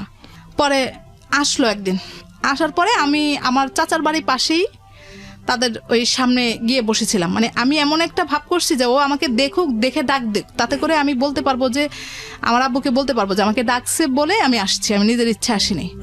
কিন্তু সে সেটাও করলো না করার পর এই যে চলে গেল, এখন আর সে আমার সাথে যোগাযোগ করতেছে না। এখন আমার মেয়ে এবার ক্লাস 5-এ। হ্যাঁ, আমার এখান থেকে সবাই ফোনের উপরে ফোন দেয় যে ক্লাস শুরু হয়ে গেছে, বাচ্চা 5-এ পরীক্ষা দিবে, আপনি এখনো ঢাকায় বসে আছেন, টিচাররা পর্যন্ত ফোন দেয়, বলে যে ও কেন ক্লাসে নাই এরকম। এখন মেয়েদেরকে দিয়ে বারবার ফোন করাইতেছে। ও এখন বড় মেয়েকে প্রশ্ন করছে যে বাবা কি হবে আমাদের এই 5 কমপ্লিট করে কি হবে ভিকারুন্নেসা থেকে? আমি বাবা তোমাদেরকে নিয়ে ঢাকায় থাকতে পারবো না, এখন আমি চাকরিটাও ছেড়ে দিছি, কোনোভাবেই সম্ভব না, তোমার নানা নানু চায় না। বড় মেয়ের একটাই কথা, মা তুমি শুধু আমাকে 8 পর্যন্ত পড়াও, তারপর একটা পরে আমি নিজেরটা নিজে পড়বো, তুমি আমাকে নিয়ে একটু কষ্ট করো, আমাকে নিয়ে তুমি ঢাকায় চলো। আমি বলি যে তোর বাবাকে বল। বাবাকে বলছে, বাবা বলে যে আমি তো ঢাকায় গিয়ে একটা মেসে থাকবো, তোমাদেরকে কোথায় রাখবো, কোথাও রাখার মতো আমার অবস্থা নেই। বলে যে তুমি আমাদেরকে নিয়ে মেসে উঠো, মেসে থাকবো, মেসের থেকে গিয়ে পড়াশোনা করবো। কোনোভাবেই কোনো কিছু না। পরে শেষ পর্যন্ত সে আমাদেরকে ছাড়াই আমাদের সাথে কোনো যোগাযোগ করলো না, ঢাকায় চলে আসলো। ঢাকায় চলে আসার পরে আমি দেখলাম যে না, তো তাকে দিয়ে তো আর কিছু হবে না, সে তো আমার এই বিষয়টাকে কোনো গুরুত্বই দিচ্ছে না। শেষ পর্যন্ত আমি ওদেরকে নিয়ে, আমার তো বাসা ছাড়িনি, ও জানে আমি বাসা ছেড়ে দিছি। পরে আমি আবার আমার গন্তব্যে চলে আসি। তা আমার এখানে আবার কিবরিয়া ভাই একটা ঘটনা হলো, আমি একটা সমিতিতে আপনার এই বাড্ডা এলাকায় একটা জমির জন্য কিছু টাকা রাখছিলাম, 1,55,000 টাকা রাখা হয়েছিল সর্বমোট, এই একটু একটু একটু একটু করে। এখানে আমার ওই যে ভাই যে জায়গাটা বিক্রি করছে সেখানে আমার কিছু টাকা ছিল, ওই টাকাটাও এনে এখানে রাখছি। আচ্ছা। তো রাখার পরে এই টুকটাক এই মানে 500-700 মাঝে মাঝে আবার যখন কিস্তিটা আসতো তখন আম্মাকে প্রেশার দিতাম, আম্মা আমাকে কিছু টাকা দেন। বলতো যে কেন? আমি বলতাম খরচপাতির জন্য। এনে এনে ওইখানে জমাইছি। তো জমানোর পরে এই টাকাটা পরে এখন আমি আম্মাকে বলছি যে আপনারা যদি আমার খরচপাতি না দেন আমি তারপরেও ঢাকা যাব, মানে আমাকে এখন আর কোনো খরচপাতি দিবে না আমার আব্বু, প্রশ্রয় দিবেন আমাকে। পরে বলতেছে যে মানে সবারই রাগ সব জায়গা থেকে, কিন্তু মাঝখান থেকে আমার অবস্থা খারাপ। পরে আমি বলতেছি যে না থাক, আপনাদের রাগ করেই বলছি, কোনো খরচপাতির দরকার নেই, আমি ঢাকায় যাব, আমি ওই টাকাটা তুলে আমার মেয়ে যেহেতু আবদার করছে আমি 1 বছর কাটাবো, যত কষ্টই হোক। ওর 5টা আমি ওইখান থেকে কমপ্লিট করে তারপরে আসবো, তাও আমি জীবনে বলতে পারবো যে আমার মেয়ের একটা সার্টিফিকেট, ও জানবে যে না আমি এই স্কুলে পড়ছিলাম, আমার একটা সার্টিফিকেট আছে, এরকম একটা চিন্তা। আচ্ছা। পরে ঢাকায় আসলাম, ঢাকায় এসে আবার শুরু করলাম ওই টাকাটা তোলার জন্য, অনেক চেষ্টা করতেছি কিন্তু দিয়ে দিচ্ছি বলে দিচ্ছে না। এই এখনো বাবার থেকে এনে এনে চলতেছি, এমনি সেমনি বলি যে খুব খারাপ অবস্থা, অসুখ এরকম বললে তখন গিয়ে টাকা দেয়। আচ্ছা। তো দিলে চলতেছি। এসে বাইরে বাইরে ঘুরতেছে। আমি তার এক আত্মীয়কে দিয়ে তাকে জিজ্ঞেস করালাম যে সে কি করবে, সে কি এরকমই থাকবে? বলে যে তাকে সময় লাগবে, সে বিদেশ থেকে আসছে, কি করবে এখন? তখন তো ঢাকায় এসে আপনার সঙ্গে দেখা সাক্ষাৎ করতে পারতো, আসেনি? না না না আসেনি। সে তার মতো করে এসে ম্যাচে উঠে গেল, কষ্টটা আরো বেশি বেড়ে যাচ্ছে। পরে আপনার বাসায় তখন আসে না? না না বাসায় আসে না। খরচপাতি কিছু দেয় না? না খরচপাতি কিছু দেয় না। যখন আমি ওই সবাই বলতেছে যে তুমি যে বাচ্চা, আপনি যে বাচ্চার কাছে নিয়ে যে কষ্ট করেন, বাবা হিসেবে তো আপনি আইনের সহায়তা নিলেও কিন্তু সে বাচ্চাদের খরচপাতি দিতে হবে, ডেফিনেটলি দিতে হবে। যখন এগুলা বললো তখন আমি চিন্তা করলাম তাকে আগে জিজ্ঞেস করি কাউকে দিয়ে যে সে আসলে কি করবে। বলানোর পরে বললো যে আমাকে সময় দিতে হবে। তো সময় দিতে দিতে প্রায় 1.5 মাস সময় দিয়ে দিলাম। দিয়ে দেওয়ার পরে এইবার আমি বলছি যে আমি আইনের সহায়তা নিব। আমি আর কত সালের দিকে এটা? কত সালের দিকে এটা হলো? এই যে এই জানুয়ারিতে, 2018 সালের। হ্যাঁ 2018 সালের জানুয়ারির কথা বলতেছি। ওকে। পরে আমি জিজ্ঞেস বলতেছি ভাই সে যদি সংসার না করে আমি কিন্তু আইনের সহায়তা নিব। আইনের সহায়তা নিলে আমার বাচ্চাদের খরচপাতি কিন্তু দিতেই হবে। আমি 2-4 জনের সাথে কথা বলছি। পরে বলে যে তাকে জিজ্ঞেস করলো, পরে বলে যে আমি কি সংসার ছাড়তে চাই নাকি, আমি তো সংসারে যেতেই চাই, আমি যা পারি তা দিব, যেমন পারি তেমন দিব। পরে একটা পর্যায়ে কথাবার্তার মাধ্যমে সে বলল যে আমি যেভাবে করে চালাই তোমাকে সেভাবেই চলতে হবে। যদি বলেন তাকে যে যদি সেভাবে চলতে পারে তাহলে আমি তাদেরকে ঢাকায় রাখবো। আমি বললাম যে আলহামদুলিল্লাহ, খালি শুধু আমার বাচ্চা দুটাকে একটু পড়াইলেই হয়েছে, আর কোনো কিছু দরকার নেই। এই করে আমি সে একটা পর্যায়ে ওই তার ভাই সহ আমাকে বাসায় নিয়ে উঠাই দিয়ে আসলো তাকে। তো মোটামুটি চলতেছিল 1 মাস খুব ভালো। সে যাই ইনকাম করছে আমার হাতে নিয়ে দিত, বলতো যে তুমি এটা কি করবে করো, ওইটা কি করবে করো। মোটামুটি ভালোই চলছে। এরপর থেকে আবার শুরু হয়ে গেল। আমি ওইখান থেকে ওই জমির টাকাটা শেষ পর্যন্ত তুলে আনলাম, এনে তার হাতেই দিলাম। পরে আমি বললাম যে তুমি তো তোমার পিছনেই তো আমার গহনাগাটি যেটুকু টুকটাক ছিল সব বিক্রি করে দিলাম, ছেড়ে দিলাম, আমার কিছুই নেই। জমির টাকাটাও তুলে নিয়ে আসলাম, সর্বনিঃস্ব, একদম নিঃস্ব হয়ে গেলাম আমি। পরে সে বললো যে তোমাকে কিছু টাকা দিলাম, তুমি টুকটাক একটু কিছু কিনে নাও। তো আমি ছোটোখাটো একটু গহনা কিনলাম। গত মাসে সে ঘর ভাড়া দিবে না, এখন টোটালি সে বাদ দিয়ে দিল, কোনো কিছু খরচ দিবে না। পরে কি করব, বাড়িওয়ালা টাকা চাওয়া শুরু করলো। তো পরে দিলাম, দিয়ে বললাম এটাকে রাখো, রেখে অন্তত ঘর ভাড়াটা দাও, তারপরে তুমি আমার জিনিসটা এনে দিও। এনে পরে বাচ্চাদের কোচিং এর টাকা দিলাম, ঘর ভাড়া জিনিস দিলাম। এনে দিও বলতে মানে ঘরটা বিক্রি করে দিলেন? না, বিক্রি করে দেয়। তাহলে ওই যে স্টকে রাখে না, বন্ধকে রাখা। বন্ধকে রাখা, এরকম রেখে আনলো। এই হলো আমার সংসারে খরচ, গত মাস পর্যন্ত সেই দিল। তারপর থেকে সর্বশেষ তারা সিদ্ধান্ত নিয়েছে এখন আর আমাকে ঢাকায় থাকতেই দিবে না, এটা সপরিবারে।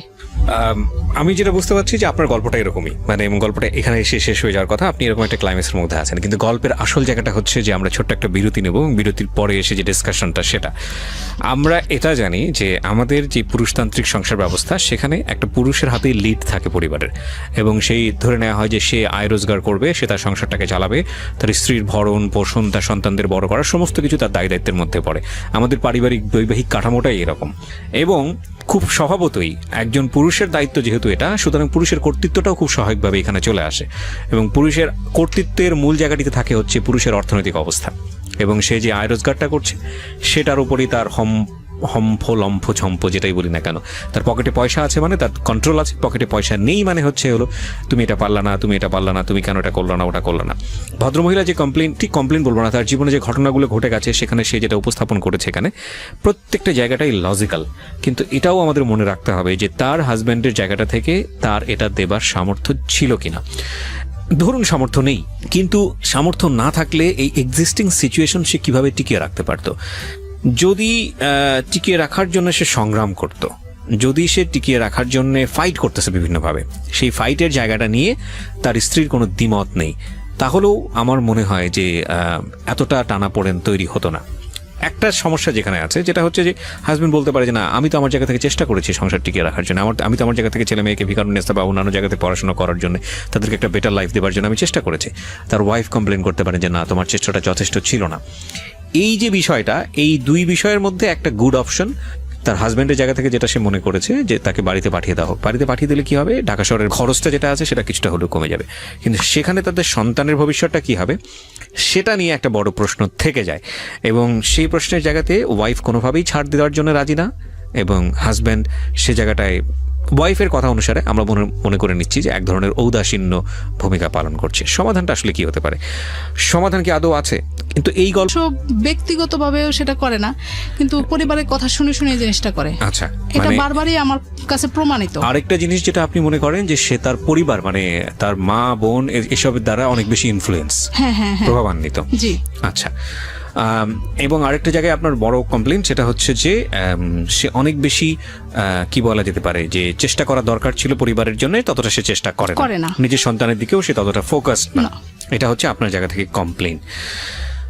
আপনার হাজবেন্ডকে যদি আমি আজকে এখানে পেতাম তাহলেও তার 1000টা রকমের কমপ্লেন থাকতো আপনার বিরুদ্ধে, ব্যাপারে কোনো দ্বিমত নেই। আপনার কোনো দ্বিমত আছে? না।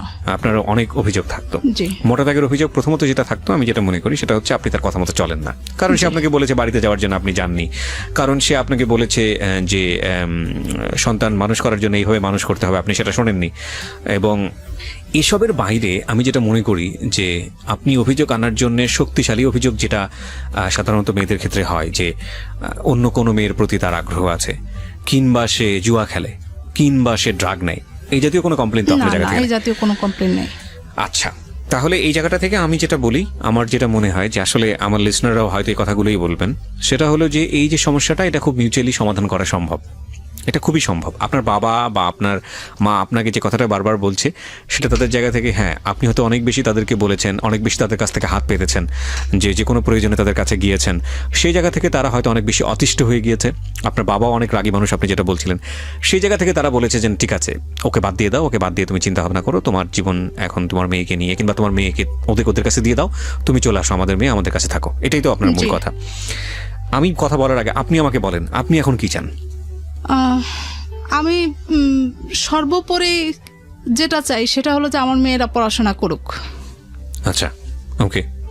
যদি এখন সেটা সম্ভব না হয়, আমি জানি আপনার মেয়ের পড়াশোনার জন্য যদি এরকম সুযোগ আসে যে আপনার হাজবেন্ডকে ডিভোর্স দিয়ে দিতে হবে এবং তারপর আপনার মেয়ের পড়াশোনাটা এস্টাবলিশড হয়ে যাবে, আপনি সেটাও করবেন। আপনার কথা শুনে যেটা আমার কাছে মনে হয়েছে, আপনি আপনার মেয়ের জন্য যে কোনো বড় ধরনের স্যাক্রিফাইস করতে রাজি আছেন। কিন্তু যদি এটা না হয়, ধরেন কোনো দিক থেকে আপনি পারলেন না, আপনার নিজেরও চাকরি নেই, আপনি যেটা বললেন জব নেই, এখন আপনার হাজবেন্ড তো সাপোর্ট করছেই না, তো সেক্ষেত্রে আপনি কি করবেন? আমি যতদূর বুঝি যে আপনার বাবার সামর্থ্য আছে আপনাকে সাপোর্ট করা, আপনার দুটো মেয়েকে পড়াশোনা করানোর মতো, কিন্তু তারাও সেটা করবে বলে আমার মনে হয় না। করবে না। তাহলে আপনি কি করবেন? না, আমি সেক্ষেত্রে আমার বাবা মার কথাও শুনবো না, কিন্তু আমার এই বিষয়টার পরে আমার সংসারেও থাকার কোনো ইচ্ছা নেই। ফাইনালি ক্ষতি হচ্ছে এই দুটো মেয়ের। আমি যেটা বুঝি যে আপনাদের এই সমস্যা বেসিক্যালি ক্ষতি করছে এই দুটো মেয়ের ভবিষ্যৎ, ঐশী এবং ওহির। হ্যাঁ, এবং আপনার হাজব্যান্ড হয়তো তার জায়গাটা থেকে, এবং একদম খুব সহজ একটা কথা বলি যেটা একদম বুক সিলেবাস সবকিছুর বাইরে, রেডিও সবকিছুর বাইরে এসে, পুরুষরা স্বভাবতই কর্তৃত্বপরায়ণ। এটা আমাদের সামাজিক স্ট্রাকচারের কারণেই। হ্যাঁ, একটা যেটা বুঝতে পেরেছি, যদিও আপনি আপনার জায়গাতে শতভাগ সঠিক আপনার কথা অনুযায়ী, আমি যেটা বুঝলাম যে আপনার পুরো এই সংসার জীবনের কত বছর হলো? 13 বছর শেষ। 13 বছরের সংসার জীবনে তার তেমন কোনো কর্তৃত্ব ছিল না, যেটা মনে হয়েছে। এবং সে কর্তৃত্ব খাটাতেও পারেনি, কারণ তার ইকোনমিক সেই ধরনের সামর্থ্য ছিল না। সে যদি পুরো পরিবারের ভরণ পোষণটা ঠিক মতো দিত, তাহলে সে তার কথায় অনেক কিছুই হয়তো বা হতো। যেহেতু সেটা সে পারে নাই, সেরকম সে কর্তৃত্ব খাটাতে পারে নাই। আর বেটার অপশন হিসেবে সে বারবার বেছে নিয়েছে তার নিজের জায়গাটা, তার নিজের বাড়ি। তার বাড়িতে কি কি আছে যেখানে গেলে আপনি যে সাপোর্টটা পেতে পারেন, আমি এটা একটু জানতে চাই। খুবই সুন্দর একটা প্রশ্ন করছেন আমাকে, এই কথাটাই আমি বলতে চেয়েছিলাম যে আমি যদি দেখতাম যে আমার হাজবেন্ডের একটা নিজস্ব থাকার জায়গা, বা তার স্ত্রী সন্তান গিয়ে যে কোথাও একটা পা ফেলবে সেরকম জায়গা যদি থাকতো, তাহলে আমি ঠিক চলে যেতাম। ওটা নেই না, তার এবং তার স্ত্রী সন্তানদের কোনো অস্তিত্বই ওখানে নেই। খুব স্বাভাবিক, আপনি যেখানে থাকবেন না সেখানে কর্তৃত্ব প্রতিষ্ঠিত হবে না, এটাই স্বাভাবিক। সেটাই। ইভেন নিজের জমিও যদি বর্গা দিয়ে দেন বছরের পর বছর, সেটা নিজের জমি থাকে না। তো আমি একটা জিনিস আপনাকে বলি, এইখানে ভুলটা আপনার না, এখানে আপনার বাবা মার ভুল। এগুলো আপনি জানেন, আমি আপনাকে যে কথাগুলো বলবো এগুলো সবই আপনি জানেন। আপনাকে পাত্রস্থ করবার আগে তাদের উচিত ছিল নিজের জায়গাটা থেকে সমস্ত কিছু খোঁজ খবর নিয়ে আপনার ভবিষ্যৎটা কোন দিকে যাবে সেটা নিশ্চিত করা। এবং আপনার হাজব্যান্ডের জায়গা থেকে যদি আমি কিছু বলার থাকে, আমি অবশ্যই তার জায়গা থেকে নিজেকে অনুভব করার চেষ্টা করছি, যেহেতু সে অর্থনৈতিকভাবে রোজগার করেন না, তেমন একটা পজিশনে নেই, এবং সে যে চেষ্টাটা কম করেছে সেটাও বলবো না। দেশের বাইরে এসে গিয়েছে, ওখানে স্টেবল করতে পারেনি। আমাদের সরকারি জবের বাইরে, বিশেষ করে গভর্নমেন্ট জবের বাইরে কেউ যদি বিজনেসের কথা বলেন, বিজনেসের সেক্টরটা হয়তো একটু আলাদা, ম্যাক্সিমামই সেখানে সাকসেস করতে পারেন, বিষয়টা এরকম না। আর বাকি যে টুকটাক জব, এই যে ধরেন এখানে কিছু ওখানে কিছু, কিছুদিন থাকা, এই জবগুলো খুবই আনস্টেবল। এবং এই জবগুলোর ক্ষেত্রে সবাই যে খুব ভালো সাকসেস করতে পারেন বিষয়টা এরকমও না। এরকম হয় যে খুব ভালো একটা অবস্থার মধ্যে ছিলেন, কিন্তু তারপরে দেখা গেলো সে জবলেস অবস্থায় বছরের পর বছর মানুষের কাছে হাত পাততে পাততে লোক সমাজে মানে মুখ দেখানোর অবস্থা নেই, এরকম অবস্থায় মানুষ চলে আসে। আপনার হাজব্যান্ডের ক্ষেত্রে আমি যেটা মনে করি যে হয়তো বা এরকমই হয়েছে, হ্যাঁ, তার লাক ফেভার করেনি। তবে এটা ঠিক, যখন আমি দেখলাম যে সে বিদেশ থেকে এসে আপনার বাড়িতে গেছে এবং যে আপনার সঙ্গে দেখা করতে চেয়েছে, আপনার বাবা সেখানে খুব কড়া ছিলেন যে না, তুমি আমার সাথে কথা না বলে তুমি ওর সাথে দেখা করতে পারবে না, এটা ঠিক হয়নি। এটা ঠিক হয়নি। আমি জানি না যে আমি হয়তো বয়সে তার চেয়ে অনেক বেশি ছোট হব, কারণ বিয়ের পরে আমরা যতটুকু জানি, যেহেতু আপনি তার এখনও স্ত্রী, সুতরাং অধিকার কিন্তু তারই সর্বপ্রথম বেশি ছিল। তো সে আপনার সঙ্গে দেখা করতে গিয়েছে, আপনি বাবার কথা রেখে তার সঙ্গে দেখা করতে পারেননি, সন্তানদের সঙ্গেও তেমনভাবে মিট হয়নি। যে সিচুয়েশনই হোক না কেন, এটা তার ইগোতে লাগবে এবং এটা উচিত হয়নি, আমি যেটা মনে করি। হ্যাঁ, আপনার বাবা হয়তো আপনাদের ভালোর জন্যই বলেছিলেন যে একটা সিদ্ধান্ত, একটা এসপার ওসপার না হওয়া পর্যন্ত আসলে আপনাকে আর ওনার সঙ্গে মিট করতে দেবে না। তো এগুলো আমার মনে হয় যে অনেক সময় আপনাদের সম্পর্ক ভালো রাখার ক্ষেত্রে অনেকটা নেগেটিভ হয়েছে। আপনার বাবা তো মোটামুটি বিজনেসের দিক থেকে প্রতাপশালী, যেটা বুঝি, আয় রোজগার ভালো করেন। তো যেহেতু উনি পাত্রস্থ করেছেন, ওনার তো একটা দায়িত্ব ছিল আপনার হাজব্যান্ডকে যে কোনোভাবে হোক একটা আয় রোজগারের মধ্যে ব্যবস্থা করে দেওয়া। ঠিক আছে, বিদেশে গিয়ে পারেননি, পয়সা রোজগার দিয়েছেন, সেটা হয়তো হয়নি, বাংলাদেশে তো একটা ব্যবস্থা করতে পারতো, সেটা কেন করেননি? আমি এখানে একটু বলি যে ও বিদেশ থেকে আসার আগের থেকে তার সাথে আমার সম্পর্কটা ভালো ছিল না। সে এরকম কিছু কথাবার্তা বলছে যে বাংলাদেশে এসে সে আর আমার সাথে দেখাই করবে না। ফাইন, আপনাদের দুজনকে নিয়ে কি আপনার বাবা মা কখনো বসেছে? না, বসেনি। না, এমনি বিভিন্ন সময়ে তাকে বুঝিয়ে শুনিয়ে দিচ্ছে, তার হাতে আমাকে তুলে দিচ্ছে। একটা হচ্ছে আপনি আপনার মতো করে গিয়ে বলতেছেন আপনার বাবা মাকে, আরেকটা হচ্ছে যে সেও তো তার মতো করে বলতেছে। কিন্তু আপনারা সামনাসামনি দুইজন বসে যদি তারা গার্জিয়ান হয়, তাহলে আপনাদের বলা উচিত ছিল যে ঠিক আছে, আমি সামনাসামনি বসে তোমার কমপ্লেনগুলো তুমি বলো, তোমার কমপ্লেনগুলো তুমি বলো। এটা এবছর হয় না, কিন্তু তার আগে হয়েছে। কবে হয়েছে এটা গত আমার মেয়ে যখন ক্লাস 3 থেকে 4 উঠলো তখনও আপনাদের দুজনকে সামনাসামনি বসে আপনার বাবা কথা বলেছে? হ্যাঁ। কি বস, তখনকার রেজাল্ট কি এসছে?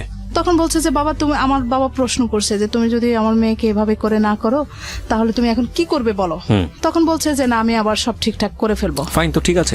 তো এখন বাবা বলছে যে আমার মেয়েটাকে তোমার হাতে আমি আবারও তুলে দিলাম। এটা সমাধান না, তার কোনো কাজের ব্যবস্থা ছিল সেই মুহূর্তে? না, তখন সে তো আমার আব্বু বলছে যে তুমি যদি কিছু করতে চাও টাকা পয়সা আমি দিব। সেখান থেকে কিন্তু তার চিন্তাধারা বাহিরে যাবে। আচ্ছা, বাইরে সে ফেল করেছে, তো তাহলে কি বসে থাকবে জীবন? তাহলে আবার চেষ্টা করতে হবে। না, এখন যেটা হলো, কিছুদিন আগেও আমি তাকে আমি বলছি তার ইগোটা বেশি, সে ছোটখাটো কিছু করতে পারবে না।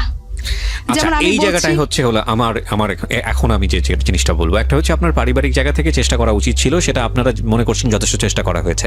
আমি মনে করি আরো চেষ্টা করা উচিত। এখন আমি যেটা বলবো, এই ভদ্রলোক, আমি তার নামও জিজ্ঞেস করিনি, আমি পুরো অনুষ্ঠানে তার নাম প্রচারক সেটাও আমি চাই না, কারণ তার সামাজিকতার জায়গা থেকে হয়তো ইগোতে লাগবে। আমি আপনার প্রতি যথেষ্ট রেসপেক্ট রেখে বলি, সম্মান রেখে বলতে চাই, আপনার ঔরস্যজাত 2 সন্তান এবং তারা ভিগারনেসে পড়াশোনা করে, এটা আপনার প্রাউড করা উচিত, গর্ব করা উচিত। আপনি যে এইখানে থেকে আপনি যদি রেডিও অনুষ্ঠানটা শুনে থাকেন এবং আপনি সেটা করেছেনও, নইলে আপনি প্রথম সন্তান যখন আপনার ভিগারনেসেতে চান্স পেল তখন আপনি এতটা খুশি হতেন না। কিন্তু আপনি একটা পুরুষ মানুষ, আপনার 2টো হাত আছে, আপনার 2টো পা আছে, আপনি ঢাকা শহরে একসময় থেকেছেন, এখন থাকে নাকি? এখনো থাকেন, আপনি সঙ্গে আছেন। আপনার ইগোতে আঘাত লাগুক আমি সেটা চাই না, আমি আপনাকে রেসপেক্ট করে একটা কথা বলি, আপনি যদি শুধু নিয়ত করেন যে না আপনি পারবেন আপনার 2টো সন্তানকে ঠিকমতো মানুষ করতে, হ্যাঁ, এবং আপনি ধর্মকর্ম করা মানুষই হয়তো বা, সেজন্যই বলছি যে সৃষ্টিকর্তা যার উপর খুশি হন তাকে তিনি কন্যা সন্তান দেন।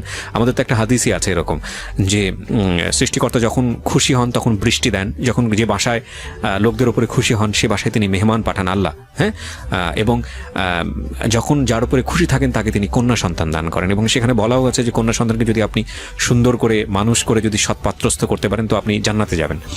তো আপনি এরকম একজন সৌভাগ্যবান মানুষ। ঠিক আছে, ধর্মকর্মের জায়গা থেকে বিষয়টা না হয় এরকম হলো, আপনি যদি র্যাশনাল জায়গা থেকেও আসেন তাহলে দেখবেন যে এই মেয়েরাই আসলে শেষ পর্যন্ত বাবা মাদের খেদমতটা বেশি করে। এটা কিন্তু আমাদের সমাজে একেবারে প্রচলিত এবং এটা স্টাবলিশড। দেখবেন যে ছেলে বড় হয়ে যায়, বড় হয়ে যাওয়ার পরে সে ব্যস্ত হয়ে যায়, সে হয়তো ভরণ পোষণ দেয় সংসারের জন্য কিন্তু অতটা টেক কেয়ার করতে পারে না। কিন্তু এই মেয়েই আপনার মৃত্যুশয্যায় পাশে গিয়ে থাকে, যখন হয়তো আপনি শয্যাশায়ী হবেন তখন হয়তো দেখা যাবে এই মেয়েই আপনাকে টানা হেঁচড়া করছে, আপনার ছেলের সময় নেই। তো আপনি যদি প্রপার, আমরা আসলে সেই যুগে বসবাস করি না যে আসলে মেয়েকে দেখা, মেয়েকে মেয়ের মতো করে দেখা, ছেলেকে ছেলের মতো করে দেখা, আমরা আসলে সেই যুগে আর বসবাস করি না। একটা মেয়েকে যদি সঠিকভাবে বড় করা যায় তাহলে সে 1000টা ছেলের চেয়েও শক্তিশালী হতে পারে, এটা আমাদের সমাজেই সম্ভব। এবং আপনি দেখবেন যে সরকার থেকে শুরু করে আমাদের সামাজিক যে বুনিয়াদ বা সামাজিক যে বিন্যাস, সেখানে একটা মেয়েদেরকে যে পরিমাণ ফ্যাসিলিটেট করা হয়েছে, অনেক সময় আমার তো মনে হয় যে অনেক সময় ছেলেদেরকেও এতটা ফ্যাসিলিটেট করা হয় না। তো সেই জায়গাটা থেকে আপনি অনেক বেশি সুবিধাপ্রাপ্ত। আপনার এখন যেটা দরকার, আমি যেটা মনে করি যে গায়ে গতরে খেটে হলেও, সবাই একরকম যায় না, তাই না? ভাগ্য তো সবাইকে একটা রাস্তায় সবসময় নিয়ে যান। আপনি হয়তো এখন লাখ টাকা ইনকাম করেন, কালকে হয়তো আপনি পথের ফকির, বা আপনি কালকে হয়তো পথের ফকির, পরের দিন যে আপনি বাদশা হবেন না এমন তো কোনো কথা নেই। আমরা তো নিয়তির উপর নির্ভর করি। কিন্তু সব জায়গাতেই আমাদের যে জিনিসটা ঠিক রাখা উচিত সেটা হচ্ছে রেসপন্সিবিলিটি, দায়িত্ববোধ। আপনি যদি আপনার পরিবারের প্রতি কিছু